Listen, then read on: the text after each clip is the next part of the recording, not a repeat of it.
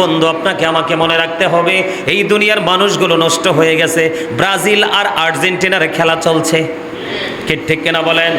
কতটা অসহায়, কতটা অসভ্য আমরা, কতটা নির্লজ্জ আমরা, কতটা বেহায়া মুসলমান।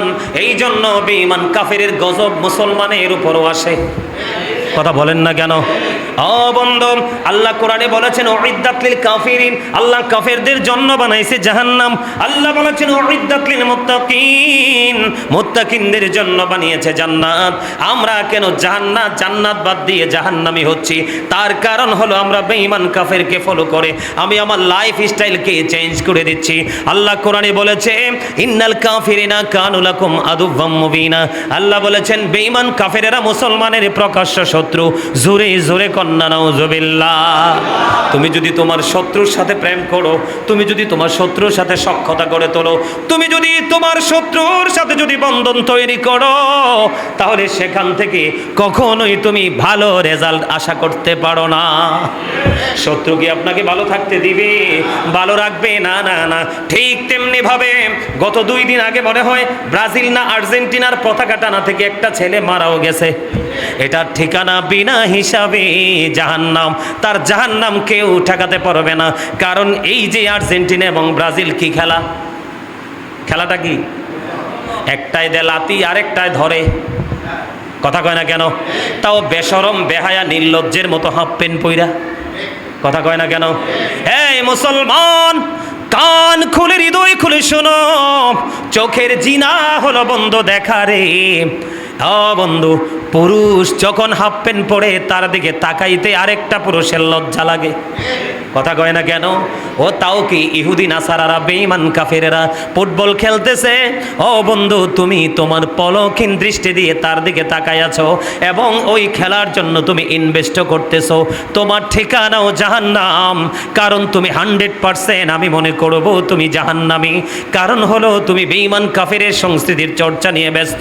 এই দিক দিয়ে আজান দিল, তোমার আজানের কোনো খবর নাই। গতকালকে জুম্মা শুরু হয়ে গেল, আসার সময় দেখলাম ইচ্ছে মতো গান বাজাচ্ছে। নাউজুবিল্লাহ। আরো জোরে বলেন, গান বাজায় কি বাজায় না? গতকালকে খবরে দেখলাম, গতকালকে খবরে এই খেলাকে ঘিরে কিছু এক শ্রেণীর নারী এবং পুরুষ তারা নাকি কমিটমেন্ট করেছে, যে যৌন অবৈধ মিলামেশারও কমিটমেন্ট নিয়েছে। জোরে জোরে কন্যা নাউজুবিল্লাহ। যে হারবে ও বন্ধু সে ভোগের সামগ্রী হবে। নাউজুবিল্লাহ বলেন। এইগুলো দেখে দেখে মুসলমানের সন্তান কোনো কিছু করতে পারে না, অথচ জুম্মার দিন পবিত্র। ও বন্ধু, আমার দিকে তাকান। মা ফাতেমা তিনি ছিলেন মুমিনাদের জান্নাতের সরদারিনী। রাসূল বলে দিয়েছেন ফাতেমা তো সাইয়্যিদাতু নিসাই আহলিল জান্নাহ। রাসূল বলে দিয়েছেন mother Fatema is the leader of females in জান্নাহ। এই পৃথিবীর বুকে যত মুমিনা, যত নারী আছে, ও বন্ধু বুড়া হোক বা জওয়ান হোক, তারা যদি মুমিনা হতে পারে, ঈমানকে যদি মজবুত রাখতে পারে, ওই মুমিনারা মা ফাতেমার নেতৃত্বে জান্নাতে যাবে। জোরে জোরে কন্যা সুবহানাল্লাহ। এই যে এখন ওয়াজের সাথে আরেকটা পয়েন্ট মনে হয়ে গেছে, বলবনি। আমাদের দেশে একটা বেয়াদব, একটা চরম পর্যায়ের একটা বেয়াদব আছে, শুধু প্রশ্নের জবাব দেয়, ঘুমটা দিয়ে থাকে। এই বেয়াদবের নাম আমি নিতে চাই না। কয়দিন আগে যথেষ্ট সমালোচনা হয়েছে। বেয়াদব বলেছে নবী নাকি 40 বছর পরে নবী হইছে। গত 2 দিন আগে, সম্ভবত 2 দিন আগে দেখলাম যথেষ্ট তুমুল সমালোচনা। সে বলতেছে মা ফাতেমাকে নাকি মা বলা যাবে না। নাউজুবিল্লাহ বলেন। আমি দলিল দিব না, শুধু আপনাদের বিবেককে প্রশ্ন করেন। নবী এবং নবীর পরিবারকে দুনিয়ার সাধারণ জেনারেশনের মতো, কথা বলেন না, মতো। এটা হলো দুনিয়ার ফর্মালিটি। চাচি যদি হয়, চাচির মেয়ে হবে বন্ধু বোন, চাচির ছেলে হবে ভাই। কথা কয় না কেন? কিন্তু দুনিয়ার হিসাব তো নবী এবং নবীর আওলাদের সাথে মিলাইলে হবে না। নবীর বিবিরা মুমিনের মা, এটা যেমন সত্য, মা খাতুনে জান্নাত ফাতেমা মুমিনের মা। কারণ তুমি দুনিয়ার হিসাবের সাথে তাদের মর্যাদা কম্পেয়ার করার কোনো সুযোগ নাই, ঠিক কিনা বলেন? তা আপনি যদি মা ফাতেমাকে যদি মা না বলেন, কি ডাকবেন?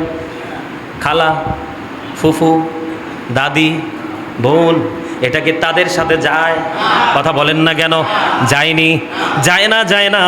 এই জন্য আবার কেউ কেউ বলে, একজন অন্যায় করলে আরেকজন যখন অনলাইনে জবাব দেয়, কয় হুজুররা কি শুরু করলো, তুমি এত বোকা কেন, তুমি সব বোঝো, কিন্তু এই জায়গায় আসলে তুমি কও হুজুররা মারামারি করছে, ৭৩ দল হবে। ও বন্ধু, এর মধ্যে ৭২ দল যাবে জাহান্নামে, মাত্র একটা মাত্র দল যাবে জান্নাতে। সেই দলের নাম হলো আহলুস সুন্নাত ওয়াল জামাত। কথা কয় না কেন? জান্নাত কি মামার বাড়ির গাছের পাকা কলা যে পাকলো টান দিয়ে নিয়ে আসলাম? নো, ইমানকে আগে টেকসই করতে হবে। রসুল এবং রসুলের আহলে বাইতকে বিন্দু পরিমাণ সম্মান ক্ষুণ্ণ করলে তোমার ঠিকানা হবে জাহান্নাম। বন্ধুরে আমার, মা আয়েশা সিদ্দিকা রাদিয়াল্লাহু তাআলা আনহা, ওনার চাচা হামজা রাদিয়াল্লাহু তাআলা আনহুর কবর জুম্মার দিনে তিনি জিয়ারত করতেন। সুবহানাল্লাহ বলেন। আমরা কত পণ্ডিত, আমরা জুম্মার দিনে রাত হইলে আরে আজকে ছুটির দিন, গান বাদ্যযন্ত্র নিয়ে ব্যস্ত। নাউজুবিল্লাহ বলেন। গান বাদ্যযন্ত্র বিয়েতে মুসলমানিতে বাজানো হয়, এগুলো হলো কিয়ামতের আলামত। যত কিয়ামতের আলামত, কিয়ামত আসার যে যতগুলো আলামত আছে, এর মধ্যে আজকের দুইটা জিনিস, একটা হলো মোল্লা। কথা কয় না কেন? দাড়ি, টুপি, পাগড়ি, জুব্বা সব ঠিক থাকবো, কিন্তু আসল জিনিস ঠিক নাই, ঈমান এবং আমল, এই দুটো জিনিস ঠিক নাই। নাউজুবিল্লাহ বলেন।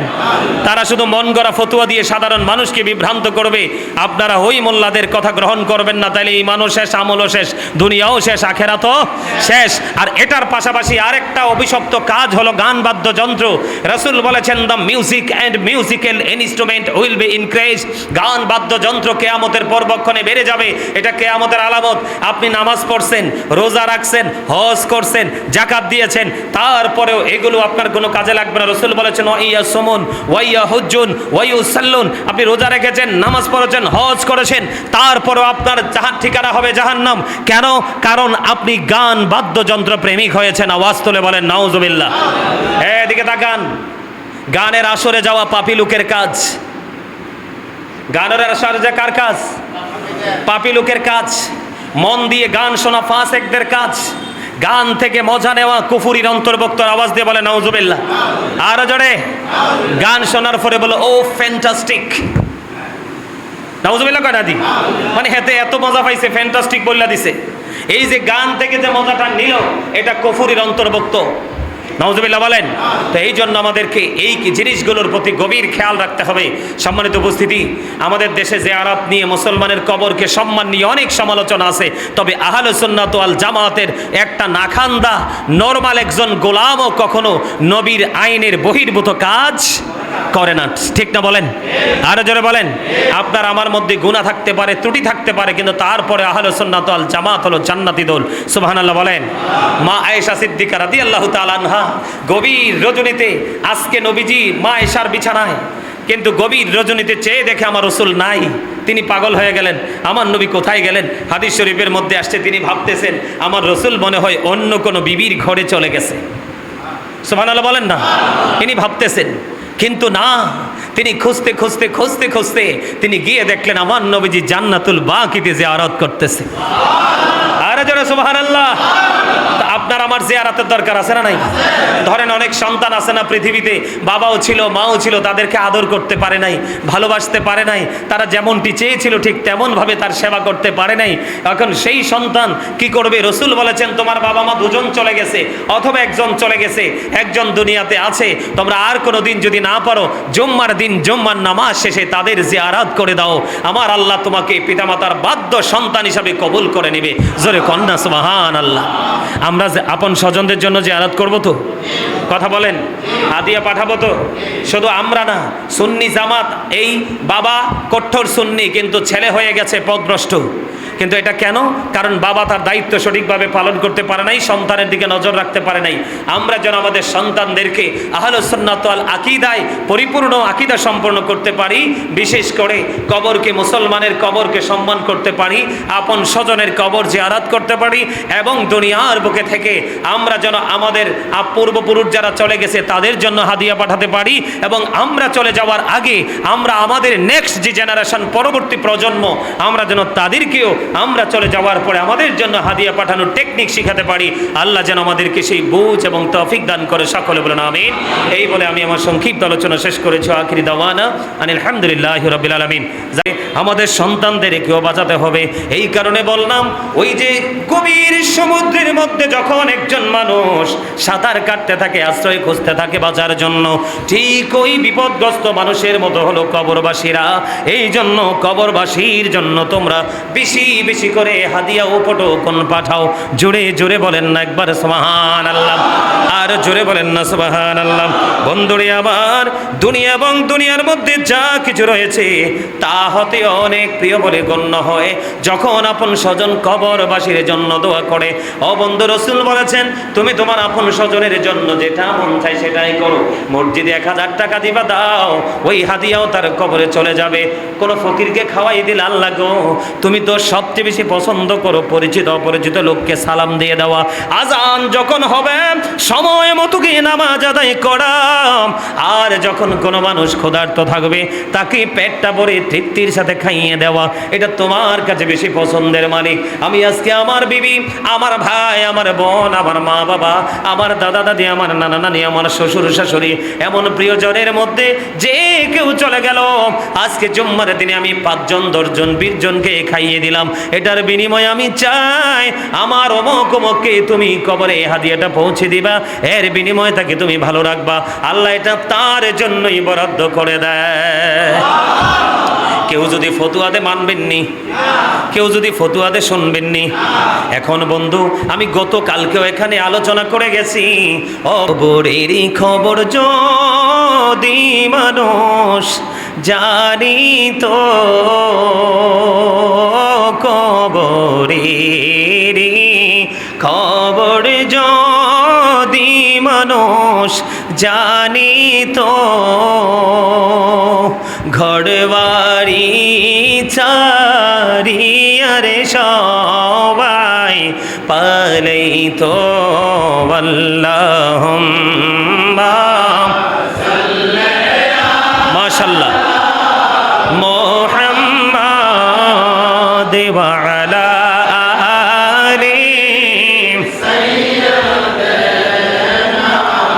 মুহাম্মাদ ওয়া আলা আলি সাইয়্যিদিনা মুহাম্মাদ। আইসো ভবে যাইতে হবে কবরে,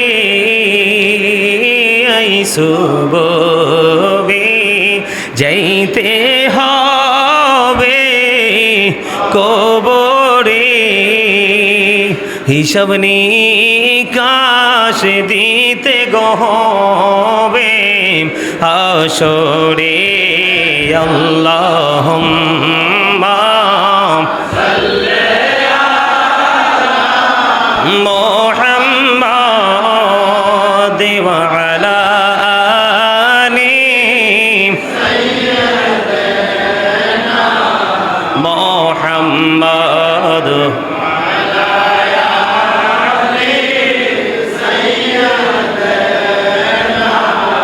মুহাম্মাদ। কবরেরই খবর যদি মানুষ জানিত, কবরেরই মহাবতে ঘরবাড়ি চারিয়ারে সবাই তো। আল্লাহুম্মা সাল্লি আলা মুহাম্মাদ ওয়া আলা আলি সাইয়্যিদিনা মুহাম্মাদ। এই দুনিয়ার মুসাফির খানা জানো না, দুনিয়ার মুসাফির খানা জানো না, কত মানুষ আইলো গেল রইল না আল্লাহুম্মা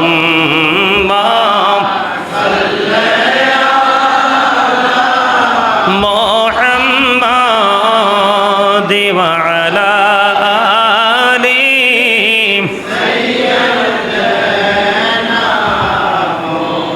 জোরে জোরে বলেন না আলহামদুলিল্লাহ, আর জোরে বলেন আলহামদুলিল্লাহ।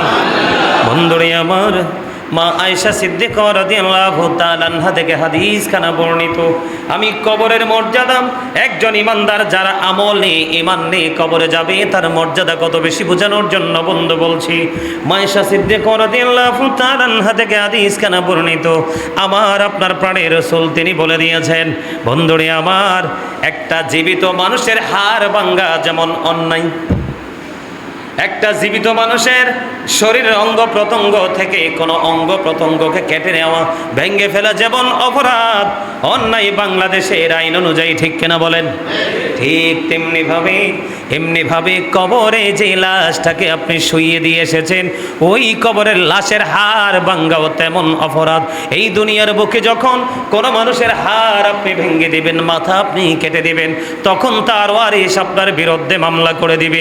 কিন্তু ইমানদার মুমিনের কবর করে তার কবর থেকে যখন তাকে অসম্মান করে তার হাড় ছিনিয়ে নেওয়া হয় আর ভাঙা হয়, তখন এই অপরাধীর বিরুদ্ধে অটোই মামলা হয়ে যায়। রাসূল বলেছেন এটা জীবিত মানুষের মতো অন্যায়। জোরে জোরে বলেন না একবার নাউজুবিল্লাহ। কিন্তু বন্ধু, এখানে একটা মজার বিষয় আছে, আমরা অনেক সময় মজা করে কবরবাসীর জন্য দোয়া করি কিনা? কথা বলেন না কেন? দোয়া করি কিনা? কোরআন খতম পড়াই, মিলাদ পড়াই, দাওয়াত দিই, ফকির মিসকিন বা আত্মীয় স্বজনকে খাওয়াই, মসজিদে দান করি, মাদ্রাসায় দান করি, সমাজের জন উন্নয়নমূলক কাজে দান করি। আমাদের সমাজের মধ্যে যারা পিছিয়ে পড়া মানুষ আছে, গরিব অসহায় মানুষ, আমরা তাদের জন্য দান করি। এখন বর্তমানে ও বন্ধু, দাড়ি টুপি পাগড়ি লেবাসে পরিপূর্ণ, কিন্তু পরিপূর্ণ কিতাব পড়ে সে পরিপূর্ণতা অর্জন করতে পারে নাই। তারা ফতোয়া দেয়, কেউ বলে বেদাত, নাউজুবিল্লাহ বলেন, আর জোরে বলেন না নাউজুবিল্লাহ। বন্ধুরে আমার, আপনি আপনার আপন প্রিয়জনের জন্য যাই করবেন তার উদ্দেশ্য করে সব কিছু তার জন্য হাদিয়া হিসাবে আমার আল্লাহ কবুল করবেন। শুধু হাদিয়া নয়, আমার রাসূল বলে দিয়েছেন দুনিয়া এবং দুনিয়ার মধ্যে যা কিছু আছে তার চাইতে উত্তম বলে বিবেচিত হয় যখন কোনো আপনজন তার প্রিয় কবরবাসীর জন্য যখন হাদিয়া পাঠায়, উপটোকন পাঠায়। আমাদের দেশে বন্ধু কয়দিন আগে দেখলাম একটা ফতোয়া নিয়ে অনেক বেশি মাতামাতি হয়েছে। সেই মাতামাতি হলো, মানুষ যখন দেকাল করার পরে, মানুষ মারা গেলে যখন 4 দিন 5 দিন যে যখনই সুযোগ পায় আপন স্বজনদের জন্য ভোজের আয়োজন করে, এইগুলাতে নাকি শয়তান প্রস্রাব করে। আরো জোরে নাউজুবিল্লাহ বলেন।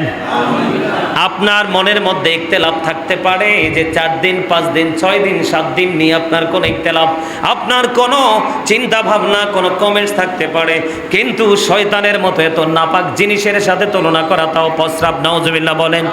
এই যে মূর্খ, এই যে জাহেলদের থেকে বন্ধু আপনাকে আমাকে মনে রাখতে হবে, এই দুনিয়ার মানুষগুলো নষ্ট হয়ে গেছে। ব্রাজিল আর আর্জেন্টিনার খেলা চলছে, ঠিক কিনা বলেন? কতটা অসহায়, কতটা অসভ্য আমরা, কতটা নির্লজ্জ আমরা, কতটা বেহায়া মুসলমান। এই জন্য বেঈমান কাফেরের গজব মুসলমানের উপরও আসে। কথা বলেন না কেন? ও বন্ধু, আল্লাহ কোরআনে বলেছেন উইদ্দাত লিল কাফিরিন, আল্লাহ কাফেরদের জন্য বানাইছে জাহান্নাম। আল্লাহ বলেছেন উইদ্দাত লিল মুত্তাকিন, মুত্তাকিনদের জন্য বানিয়েছে জান্নাত। আমরা কেন জান্নাত বাদ দিয়ে জাহান্নামী হচ্ছি?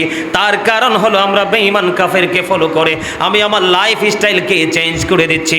আল্লাহ কোরআনে বলেছে ইন্নাল কাফিরিনা কানু লাকুম আদুওয়াম মুবিনা। আল্লাহ বলেছেন বেঈমান কাফেরেরা মুসলমানের প্রকাশ্য শত্রু। জোরে জোরে কোন কন্যা নাউজুবিল্লাহ। তুমি যদি তোমার শত্রুর সাথে প্রেম করো, তুমি যদি তোমার শত্রুর সাথে সখ্যতা করে তোলো, তুমি যদি তোমার শত্রুর সাথে যদি বন্ধন তৈরি করো, তাহলে সেখান থেকে কখনোই তুমি ভালো রেজাল্ট আশা করতে পারো না।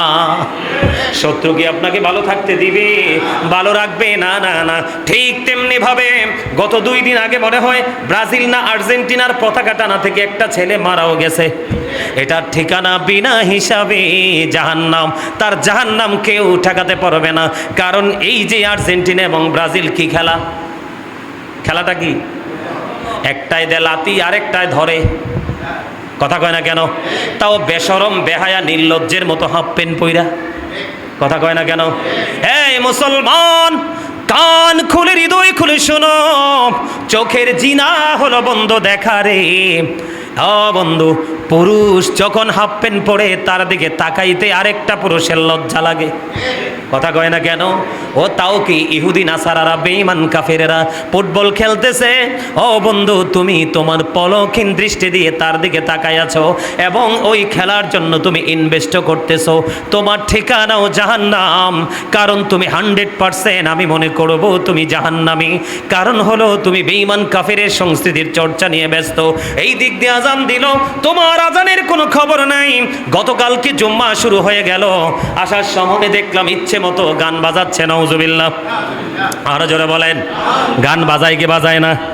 গতকালকে খবরে দেখলাম, গতকালকে খবরে এই খেলাকে ঘিরে কিছু এক শ্রেণীর নারী এবং পুরুষ তারা নাকি কমিটমেন্ট করেছে যে যৌন অবৈধ মিলামেশারও কমিটমেন্ট নিয়েছে। জোরে জোরে কন্যা নাউজুবিল্লাহ। যে হারবে ও বন্ধু সে ভোগের সামগ্রী হবে। নাউজুবিল্লাহ বলেন। এইগুলো দেখে দেখে মুসলমানের সন্তান কোনো কিছু করতে পারে না, অথচ জুম্মার দিন পবিত্র। ও বন্ধু আমার দিকে তাকান, মা ফাতেমা তিনি ছিলেন মুমিনাদের জান্নাতের সরদারিনী। রাসূল বলে দিয়েছেন ফাতেমা তো সাইয়্যিদাতু নিসাই আহলিল জান্নাহ। রাসূল বলে দিয়েছেন mother Fatema is the leader of females in জান্নাহ। এই পৃথিবীর বুকে যত মুমিনা, যত নারী আছে, ও বন্ধু বুড়া হোক বা জওয়ান হোক, তারা যদি মুমিনা হতে পারে, ঈমানকে যদি মজবুত রাখতে পারে, ওই মুমিনারা মা ফাতেমার নেতৃত্বে জান্নাতে যাবে। জোরে জোরে কন্যা সুবহানাল্লাহ। এই যে এখন ওয়াজের সাথে আরেকটা পয়েন্ট মনে হয়ে গেছে, বলবনি। আমাদের দেশে একটা বেয়াদব, একটা চরম পর্যায়ের একটা বেয়াদব আছে, শুধু প্রশ্নের জবাব দেয়, ঘোমটা দিয়ে থাকে। এই বেয়াদবের নাম আমি নিতে চাই না। কয়দিন আগে যথেষ্ট সমালোচনা হয়েছে। বেয়াদব বলেছে নবী নাকি 40 বছর পরে নবী হইছে। গত 2 দিন আগে, সম্ভবত 2 দিন আগে দেখলাম যথেষ্ট তুমুল সমালোচনা। সে বলতেছে মা ফাতেমাকে নাকি মা বলা যাবে না। নাউজুবিল্লাহ বলেন। আমি দলিল দিব না, শুধু আপনারা আপনাদের বিবেককে প্রশ্ন করেন, নবী এবং নবীর পরিবারকে দুনিয়ার সাধারণ জেনারেশনের মতো কথা বলেন না মতো। এটা হলো দুনিয়ার ফর্মালিটি। চাচি যদি হয় চাচির মেয়ে হবে বন্ধু বোন, চাচির ছেলে হবে ভাই। কথা কয় না কেন? কিন্তু দুনিয়ার হিসাব তো নবী এবং নবীর আওলাদের সাথে মিলাইলে হবে না। নবীর বিবিরা মুমিনের মা, এটা যেমন সত্য মা খাতুনে জান্নাত ফাতেমা মুমিনের মা। কারণ তুমি দুনিয়ার হিসাবের সাথে তাদের মর্যাদা কম্পেয়ার করার কোনো সুযোগ নাই, ঠিক কিনা বলেন? তা আপনি যদি মা ফাতেমাকে যদি মা না বলেন কি ডাকবেন? খালা, ফুফু, দাদি, বোন, এটা কি তাদের সাথে যায়? কথা বলেন না কেন? যায়নি, যায় না, যায় না। এই জন্য আবার কেউ কেউ বলে, একজন অন্যায় করলে আরেকজন যখন অনলাইনে জবাব দেয়, কয় হুজুররা কি শুরু করলো, তুমি এত বোকা কেন, তুমি সব বোঝো, কিন্তু এই জায়গায় আসলে তুমি কও হুজুররা মারামারি করছে। 73 দল হবে ও বন্ধু, এর মধ্যে 72 দল যাবে জাহান্নামে, মাত্র একটা মাত্র দল যাবে জান্নাতে। সেই দলের নাম হলো আহলুস সুন্নাত ওয়াল জামাত। কথা কয় না কেন? জান্নাত কি মামার বাড়ির গাছের পাকা কলা যে পাকলো টান দিয়ে নিয়ে আসলাম? নো, ঈমানকে আগে টেকসই করতে হবে। রসুল এবং রসুলের আহলে বাইতকে বিন্দু পরিমাণ সম্মান ক্ষুণ্ণ করলে তোমার ঠিকানা হবে জাহান্নাম। বন্ধুরে আমার, মা আয়েশা সিদ্দিকা রাদিয়াল্লাহু তাআলা আনহা, ওনার চাচা হামজা রাদিয়াল্লাহু তাআলা আনহুর কবর জুম্মার দিনে তিনি জিয়ারত করতেন। সুবহানাল্লাহ বলেন। আমরা কত পণ্ডিত, আমরা জুম্মার দিনে রাত হইলে আরে আজকে ছুটির দিন, গান বাদ্যযন্ত্র নিয়ে ব্যস্ত। নাউজুবিল্লাহ বলেন। গান বাদ্যযন্ত্র বিয়েতে মুসলমানিতে বাজানো হয়, এগুলো হলো কিয়ামতের আলামত। যত কিয়ামতের আলামত, কিয়ামত আসার যে যতগুলো আলামত আছে এর মধ্যে আজকের দুইটা জিনিস, একটা হলো মোল্লা। কথা কয় না কেন? দাড়ি, টুপি, পাগড়ি, জুব্বা সব ঠিক থাকবো, কিন্তু আসল জিনিস ঠিক নাই, ঈমান এবং আমল, এই দুটো জিনিস ঠিক নাই। নাউজুবিল্লাহ বলেন। তারা শুধু মন গড়া ফতুয়া দিয়ে সাধারণ মানুষকে বিভ্রান্ত করবে। আপনারা ওই মোল্লাদের কথা গ্রহণ করবেন না, তাইলে ঈমানও শেষ, আমলও শেষ, দুনিয়াও শেষ, আখেরাতও শেষ। আর এটার পাশাপাশি আরেকটা অভিশপ্ত কাজ হলো গান বাদ্যযন্ত্র। রাসূল বলেছেন, the music and musical instrument will be increase. গান বাদ্যযন্ত্র কিয়ামতের পরবক্ষণে বেড়ে যাবে, এটা কিয়ামতের আলামত। আপনি নামাজ পড়ছেন, রোজা রাখছেন, হজ করছেন, যাকাত দিয়েছেন, তারপরেও এগুলো আপনার কোনো কাজে লাগবে না। রাসূল বলেছেন, ওয়াইয়া সুমুন ওয়াইয়া হুজ্জুন ওয়াইউসাল্লুন। আপনি রোজা রেখেছেন, নামাজ পড়েছেন, হজ করেছেন, তারপরেও আপনার ঠিকানা হবে জাহান্নাম। কেন? কারণ আপনি গান বাদ্যযন্ত্র প্রেমিক হয়েছেন। আওয়াজ তুলে বলেন নাউজুবিল্লাহ। এদিকে তাকান, গানের আসরে যাওয়া পাপী লোকের কাজ। গানের আসরে যে কার কাজ? পাপী লোকের কাজ। মন দিয়ে গান শোনা ফাসেকদের কাজ। গান থেকে মজা নেওয়া কুফুরির অন্তর্ভুক্ত। আওয়াজ দিয়ে বলে নাউজুবিল্লাহ। আরো জোরে। গান শোনার পরে বলে ও ফ্যান্টাস্টিক। নাউজুবিল্লাহ কয় না দি? মানে হেতে এত মজা পাইছে, ফ্যান্টাস্টিক বললা দিছে। এই যে গান থেকে যে মজাটা নিল, এটা কুফুরির অন্তর্ভুক্ত। নাউজুবিল্লাহ বলেন। তো এই জন্য আমাদেরকে এই জিনিসগুলোর প্রতি গভীর খেয়াল রাখতে হবে। সম্মানিত উপস্থিতি, আমাদের দেশে জিয়ারত নিয়ে, মুসলমানের কবরকে সম্মান নিয়ে অনেক সমালোচনা আছে, তবে আহলে সুন্নাত ওয়াল জামাতের একটা নাখান্দা নরমাল একজন গোলামও কখনো নবীর আইনের বহির্ভূত কাজ করে না। ঠিক না বলেন? আরো জোরে বলেন। আপনার আমার মধ্যে গুনাহ থাকতে পারে, ত্রুটি থাকতে পারে, কিন্তু তারপরে আহলে সুন্নাত ওয়াল জামাত হলো জান্নাতি দল। সুবহানাল্লাহ বলেন। মা আয়েশা সিদ্দিকা রাদিয়াল্লাহু তাআলা আনহা গভীর রজনীতে, আজকে নবীজি মা আয়েশার বিছানায়, কিন্তু গভীর রজনীতে চেয়ে দেখে আমার রাসূল নাই। তিনি পাগল হয়ে গেলেন, আমার নবী কোথায় গেলেন? হাদিস শরীফের মধ্যে আসছে, তিনি ভাবতেছেন আমার রাসূল মনে হয় অন্য কোনো বিবির ঘরে চলে গেছে। সুবহানাল্লাহ বলেন না? তিনি ভাবতেছেন, কিন্তু না, তিনি খুঁজতে খুঁজতে খুঁজতে খুঁজতে তিনি গিয়ে দেখলেন আমার নবীজি জান্নাতুল বাকিতে জিয়ারত করতেছে। আরে জোরে সুবহানাল্লাহ। আপনার আমার জিয়ারতের দরকার আছে না নাই? ধরেন অনেক সন্তান আছে না পৃথিবীতে, বাবাও ছিল, মাও ছিল, তাদেরকে আদর করতে পারে নাই, ভালোবাসতে পারে নাই, তারা যেমনটি চেয়েছিল ঠিক তেমনভাবে তার সেবা করতে পারে নাই। এখন সেই সন্তান কি করবে? রাসূল বলেছেন, তোমার বাবা মা দুজন চলে গেছে, অথবা একজন চলে গেছে, একজন দুনিয়াতে আছে। তোমরা আর কোনো দিন যদি না পারো, জুম্মার দিন জুম্মার নামাজ শেষে তাদের জিয়ারত করে দাও। আমার আল্লাহ তোমাকে পিতামাতার বাধ্য সন্তান হিসাবে কবুল করে নেবে। জোরে কন্যা সুবহানাল্লাহ। আমরা আপন স্বজনদের জন্য জিয়ারত করব তো? কথা বলেন। হাদিয়া পাঠাবো তো? শুধু আমরা না, সুন্নি জামাত, এই বাবা কঠোর সুন্নি, কিন্তু ছেলে হয়ে গেছে পথভ্রষ্ট। কিন্তু এটা কেন? কারণ বাবা তার দায়িত্ব সঠিকভাবে পালন করতে পারে নাই, সন্তানের দিকে নজর রাখতে পারে নাই।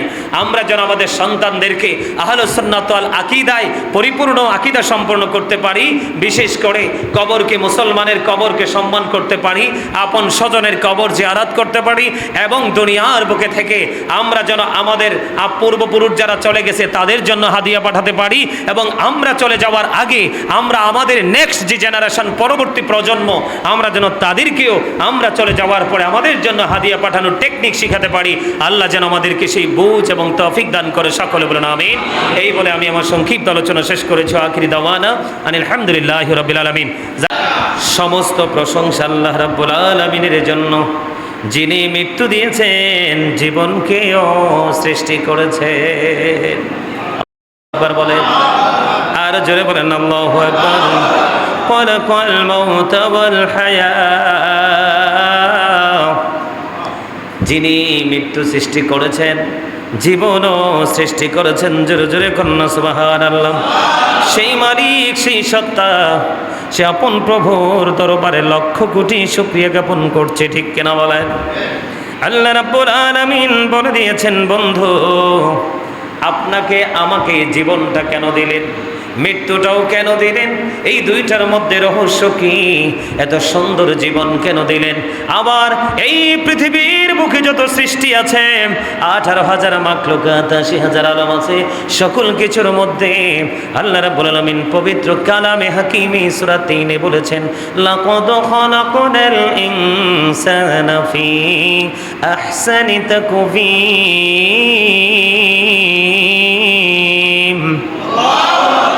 আল্লাহ রাব্বুল আলামিন বলে দিয়েছেন, মানুষকে অত্যন্ত সুন্দর করে তিনি সৃষ্টি করেছেন।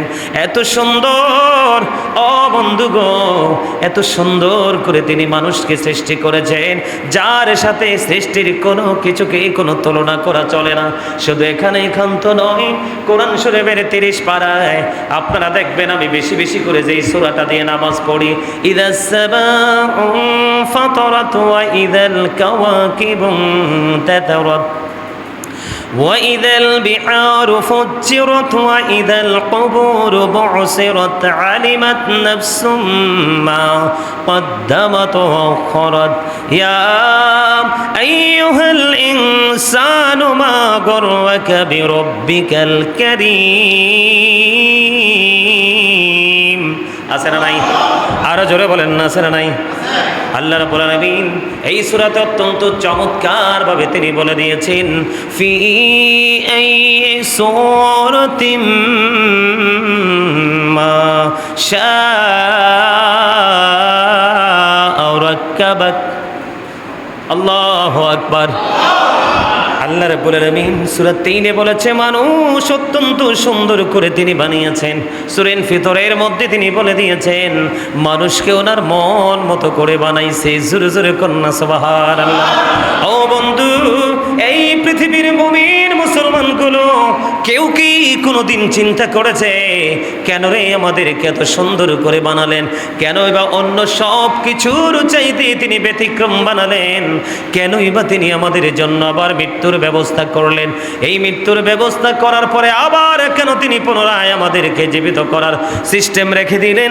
জীবিত করার পরে পুনরুত্থানের পরে আবার কেন তিনি বললেন, ইন্নাল্লাহা সারিউল হিসাব, Allah is quick to take account? Allah কেন বললেন? ও বন্ধু, আল্লাহ রাব্বুল আলামিন কেন বললেন? আল্লাহ আমাদের হিসাব গ্রহণে অত্যন্ত তৎপর। আমি যদি এখান থেকে বের হয়ে যাই, আমার রাসূল আবার কেনই বা বললেন, আল কবরু রাউজাতুম মির রিয়াদিল জান্নাতি আও হুফরাতুম মিন হুফারিন নার। আমার আল্লাহ আবার কেন আমার রাসূল জানিয়ে দিলেন? হাদিস শরীফের মধ্যে এসেছে, রাসূল বললেন, কবরটা দুইটা রূপে রূপান্তরিত হবে। কারো কারো জন্য কবরটা জান্নাতের বাগান হবে, আবার কারো কারো জন্য কবরটা হয়ে যাবে জান্নাত। জোরে জোরে একবার বলেন না আল্লাহু আকবার, একবার বলেন না সুবহানাল্লাহ। আবার আমার আল্লাহ আবার কেন আমার আল্লাহ বলে দিলেন, ওয়া ইদাল কুবুরু বুসিরাত আলিমাত নাফসুম মা কদ্দামাত ও আখরাত। আল্লাহ রাব্বুল আলামিন কেনই বা বলে দিলেন, কিয়ামতের দিন, ওই হাসরের দিন কবরটাকে ওপেনিং করা হবে, উন্মুক্ত করা হবে, উন্মোচন করা হবে। ওই দিন আপনি আমি কে কি করেছি আর কি করিনি, পৃথিবীর মানুষ যে যেমন কর্ম করেছে এটা প্র্যাকটিক্যালি তার চোখের সামনে থাকবে। এতগুলো কথা, এত কিছুর কারণ কি? এই বন্ধুর সমাধানটা এখনই আমি দিয়ে দিতেছি। আল্লাহ রাব্বুল আলামিন মানুষকে যেমন সৃষ্টি করেছেন মৃত্যু দিয়ে, পাশাপাশি তিনি মানুষকে আগে জীবন দিয়েছেন। কেন জীবন দিলেন? আমার আল্লাহ বন্ধু, খালাকাল মাউতা ওয়াল হায়াতা লিয়াবলুওয়াল ইবাদা আইয়ুহুম আহসানু আমালা। জোরে জোরে বলুন না একবার আল্লাহু আকবার। ও বন্ধু, যিনি মৃত্যু এবং জীবনকে সৃষ্টি করেছেন যেন বান্দাকে তিনি পরীক্ষা করতে পারেন। ওমা, পরীক্ষার কথা শুনে ভয় পাইছে? আপনি ভয় পান বা না পান, আমি ভয় পাই বা না পাই, এটাই চিরন্তন সত্য। পরীক্ষা দিতে হবে না? আপনার জন্য ফাইনাল এক্সাম অপেক্ষা করতেছে। সবাই কিন্তু এক্সামে যেতে হবে। এখান থেকে চাইলেও কেউ এড়িয়ে যেতে পারবেন না। এই বক্তব্যকে এক্সপান্স করতে পারবেন দুনিয়াতে, কিন্তু ওখানে আর এটাকে কি করার সুযোগ নাই।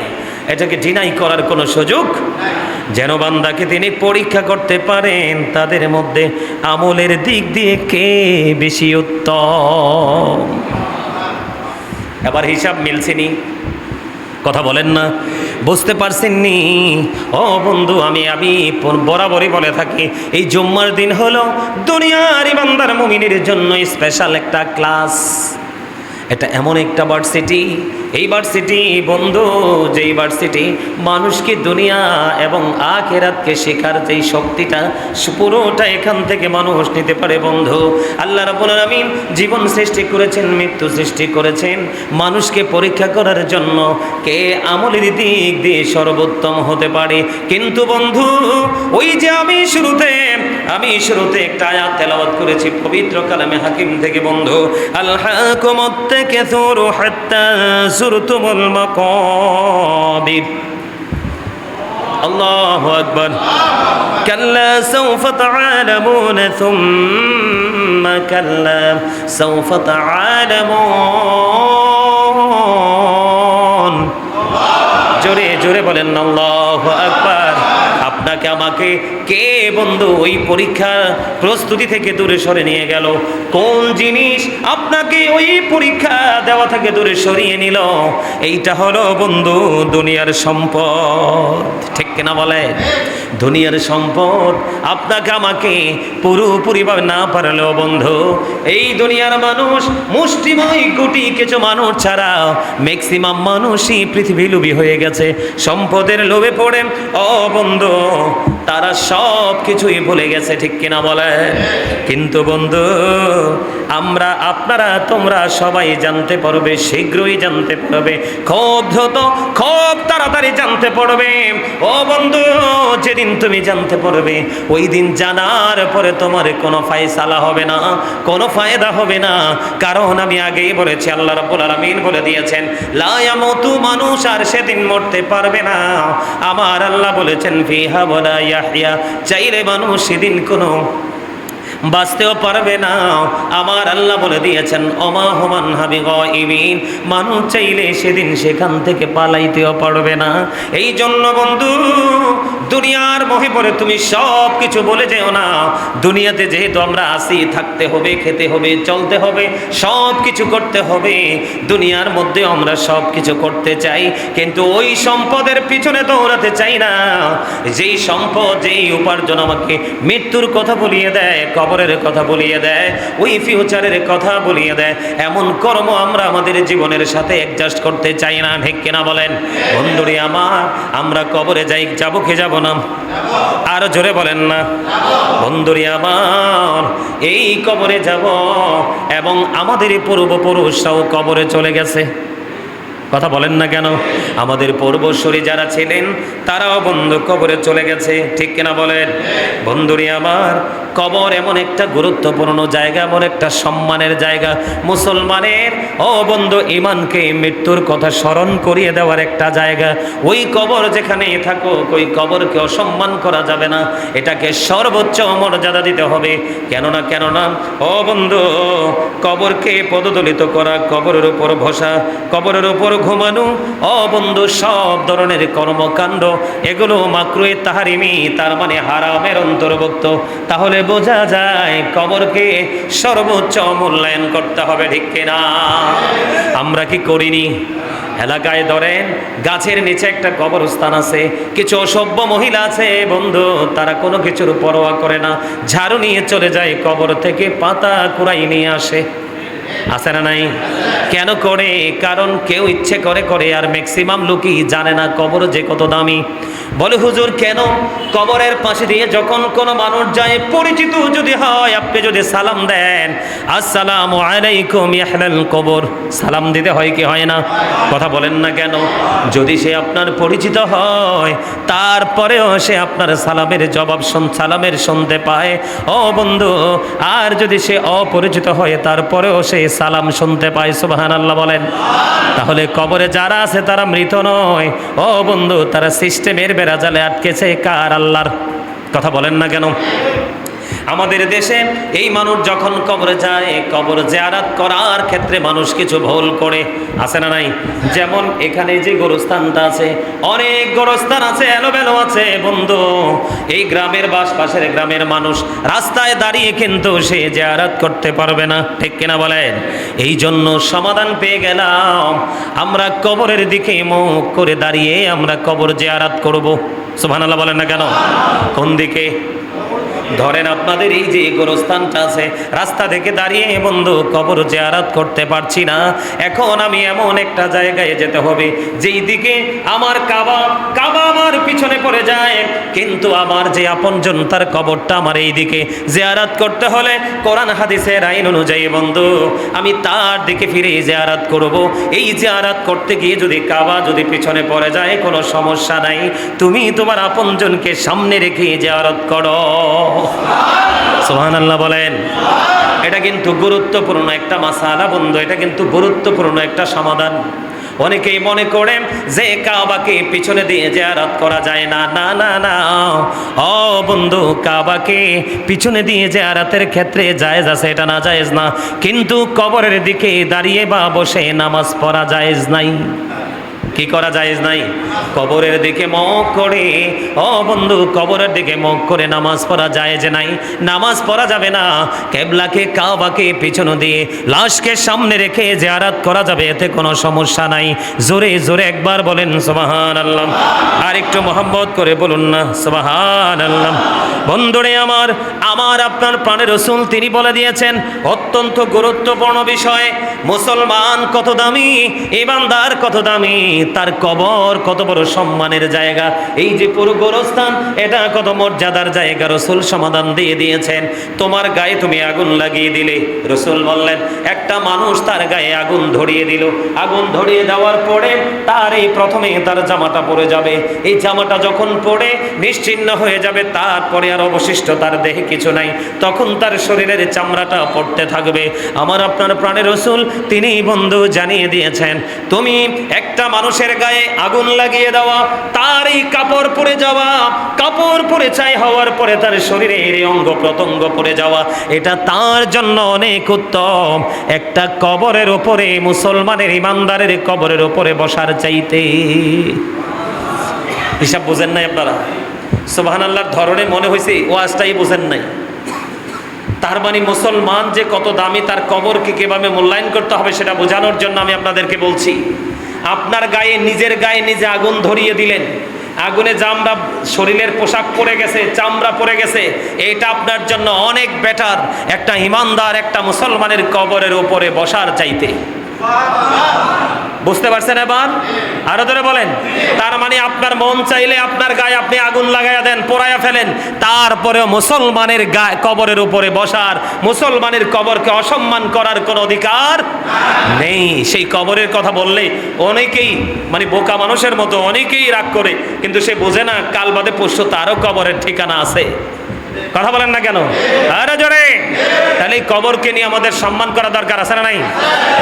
কবরেরই খবর যদি মানুষ জানিত, কবরেরই খবর যদি মানুষ জানিত,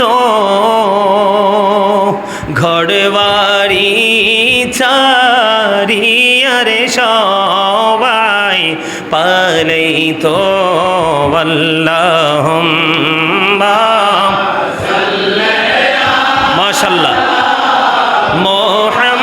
মুহাম্মাদ ওয়া আলা আলি সাইয়্যিদিনা মুহাম্মাদ ওয়া আলা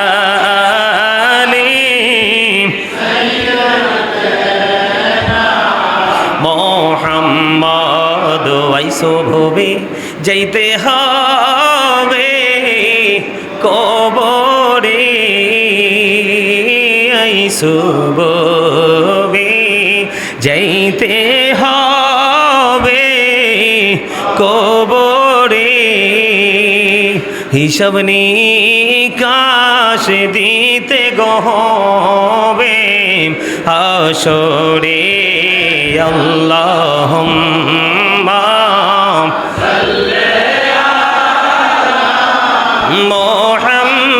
মুহাম্মাদ ওয়া আলা আলি মুহাম্মাদ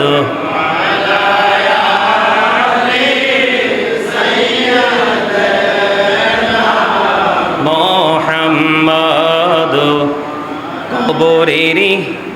কবরেরই খবর যদি মানুষ জানিত, কবরেরই মহাবতে ঘরবাড়ি ছাড়িয়ার সবাই তো আল্লাহুম্মা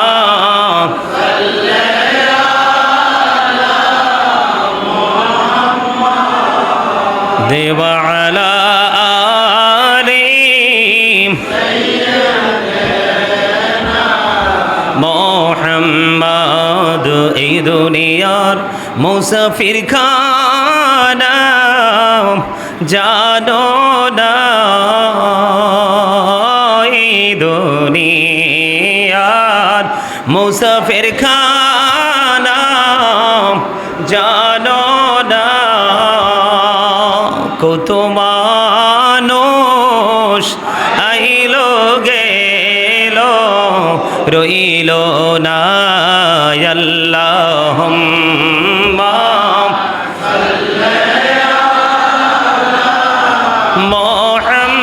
মুহাম্মাদ ওয়া আলা আলি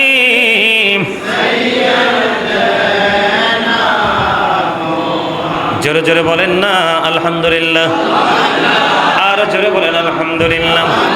বন্ধুরে আমার, মা আয়েশা সিদ্দিকা রাদিয়াল্লাহু তাআলা আনহা থেকে হাদিস খানা বর্ণিত, আমি কবরের মর্যাদা, একজন ইমানদার যারা আমল নেই ইমান নেই কবরে যাবে তার মর্যাদা কত বেশি বোঝানোর জন্য বন্ধু বলছি।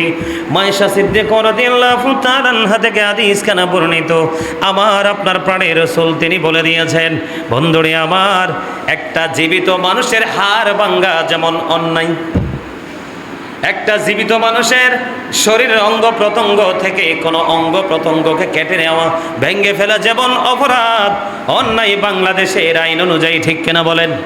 ঠিক এমনিভাবে কবরে যে লাশটাকে আপনি শুইয়ে দিয়ে এসেছেন, ওই কবরের লাশের হাড় ভাঙাও তেমন অপরাধ। এই দুনিয়ার বুকে যখন কোনো মানুষের হাড় আপনি ভেঙে দিবেন, মাথা আপনি কেটে দিবেন, তখন তার ওয়ারিশ আপনার বিরুদ্ধে মামলা করে দিবে। কিন্তু ইমানদার মুমিনের কবর খোঁড়ে, তার কবর থেকে যখন তাকে অসম্মান করে তার হাড় ছিনিয়ে নেওয়া হয় আর ভাঙা হয়, তখন এই অপরাধীর বিরুদ্ধে অটোই মামলা হয়ে যায়। রাসূল বলেছে এটা জীবিত মানুষের মতো অন্যায়। জোরে জোরে বলেন না একবার নাউজুবিল্লাহ। কিন্তু বন্ধু, এখানে একটা মজার বিষয় আছে, আমরা অনেক সময় মজা করে কবরবাসীর জন্য দোয়া করি কিনা? কথা বলেন না কেন? দোয়া করি কিনা? কোরআন খতম পড়াই, মিলাদ পড়াই, দাওয়াত দিই, ফকির মিসকিন বা আত্মীয় স্বজনকে খাওয়াই, মসজিদে দান করি, মাদ্রাসায় দান করি, সমাজে জন উন্নয়নমূলক কাজে দান করি। আমাদের সমাজের মধ্যে যারা পিছিয়ে পড়া মানুষ আছে, গরিব অসহায় মানুষ, আমরা তাদের জন্য দান করি। এখন বর্তমানে ও বন্ধু, দাড়ি টুপি পাগড়ি লেবাসে পরিপূর্ণ, কিন্তু পরিপূর্ণ কিতাব পড়ে সে পরিপূর্ণতা অর্জন করতে পারে নাই। তারা ফতোয়া দেয়, কেউ বলে বেদাত। নাউজুবিল্লাহ বলেন, আর জোরে বলেন না নাউজুবিল্লাহ। বন্ধুরে আমার, আপনি আপনার আপন প্রিয়জনের জন্য যাই করবেন তার উদ্দেশ্য করে সব কিছু তার জন্য হাদি হিসাবে আমার আল্লাহ কবুল করবেন। শুধু হাদিয়া নয়, আমার রাসূল বলে দিয়েছেন দুনিয়া এবং দুনিয়ার মধ্যে যা কিছু আছে তার চাইতে উত্তম বলে বিবেচিত হয় যখন কোনো আপনজন তার প্রিয় কবরবাসীর জন্য যখন হাদিয়া পাঠায়, উপটোকন পাঠায়। আমাদের দেশে বন্ধু কয়দিন আগে দেখলাম একটা ফতোয়া নিয়ে অনেক বেশি মাতামাতি হয়েছে। সেই মাতামাতি হলো, মানুষ যখন দেকাল করার পরে, মানুষ মারা গেলে যখন 4 দিন 5 দিন যে যখনই সুযোগ পায় আপন স্বজনদের জন্য ভোজের আয়োজন করে, এইগুলাতে নাকি শয়তান প্রস্রাব করে। আরো জোরে নাউজুবিল্লাহ বলেন। আপনার মনের মধ্যে ইখতিলাফ থাকতে পারে যে 4 দিন 5 দিন 6 দিন 7 দিন নিয়ে আপনার কোনো ইখতিলাফ, আপনার কোনো চিন্তা ভাবনা কোনো কমেন্টস থাকতে পারে, কিন্তু শয়তানের মতো এত নাপাক জিনিসের সাথে তুলনা করা তাও প্রস্রাব। নাউজুবিল্লাহ বলেন। এই যে মূর্খ, এই যে জাহেলদের থেকে